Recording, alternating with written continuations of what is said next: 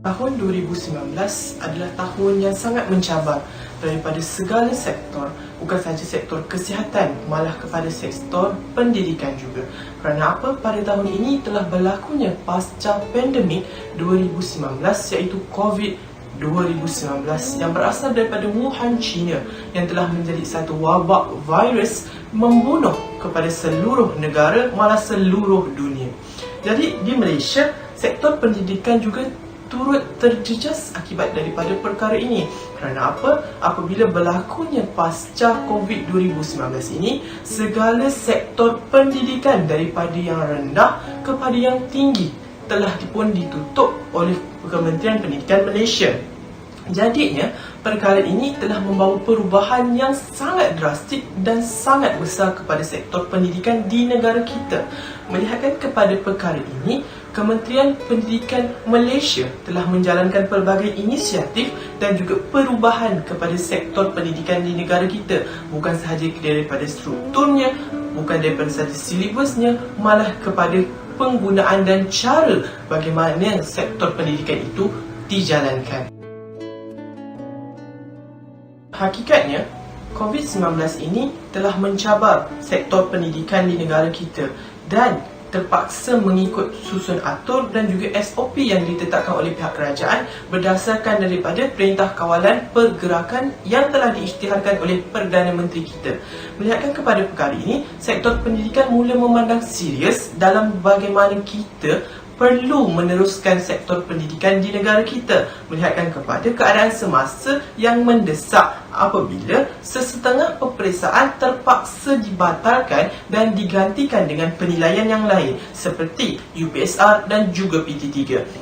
Oleh sebab itu, pelbagai kaedah dan juga atur cara telah dijalankan dan telah diberikan kepada sektor pendidikan dalam bagaimana kita ingin meneruskan lagi sektor pendidikan di negara kita. Sebagai contoh, apabila telah berlakunya e-pembelajaran ataupun pembelajaran secara maya ataupun virtual learning. Jadi perkara ini bukanlah perkara baru, ianya telah menjadi perkara yang lama dikaji di negara kita. Pun begitu, pelaksanaannya pada tahun 2019 adalah sangat-sangat diperlukan dan menjadi kepada satu desakan bagaimana sektor pendidikan di negara kita boleh diteruskan menggunakan e-pembelajaran. Kaedah ini dilihat sangat efektif pada keadaan semasa yang mana pasca pandemik COVID-19 ini terus mendesak negara kita dalam SOP untuk berjaga-jaga dan sentiasa berhati-hati bagi kita memutuskan rantaian COVID-19 di negara kita. Beralih ke isi yang seterusnya, iaitu kualiti dan penerimaan e-pembelajaran. Tuan-tuan dan puan-puan, saya ingin bertanya kepada anda, dalam negara kita mengadaptasi norma baharu, bagaimanakah kualiti dan penerimaan pelajar terhadap pembelajaran atas talian? Adakah ianya boleh mencapai objektif yang ingin disampaikan oleh tenaga pengajar atau ia hanya sekadar mencurah air di daun keladi? Sehubungan dengan cabaran yang dihadapi, Kementerian Pendidikan Malaysia mengambil inisiatif untuk melandaikan jurang-jurang yang ada dalam memastikan setiap pelajar tidak ketinggalan. Data penggunaan dan akses teknologi maklumat yang diterbitkan Jabatan Perangkaan Malaysia pada tahun 2018 menunjukkan bahawa akses internet isi rumah di seluruh negara meningkat antara 85.7% pada tahun 2017 kepada 87% pada tahun 2018.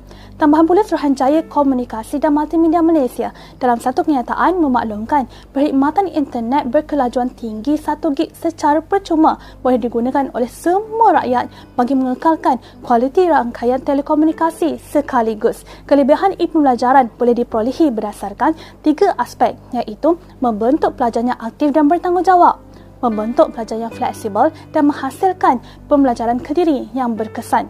Menurut kajian yang dilakukan oleh Vanderbilt University di Amerika Syarikat pada tahun 2015 mendapati bahawa 92% responden yang terdiri daripada pelajar pelbagai bidang dan fakulti bersetuju bahawa e-pembelajaran adalah lebih efektif dan berkesan berbanding pengajaran dan pembelajaran secara konvensional. Manakala hampir 3% dari bilangan keseluruhan masih memerlukan kaedah pengajaran dan pembelajaran secara bersemuka. Dan baki 5% pula adalah neutral. Ini menunjukkan bahawa kaedah pembelajaran ini diterima baik oleh pelajar.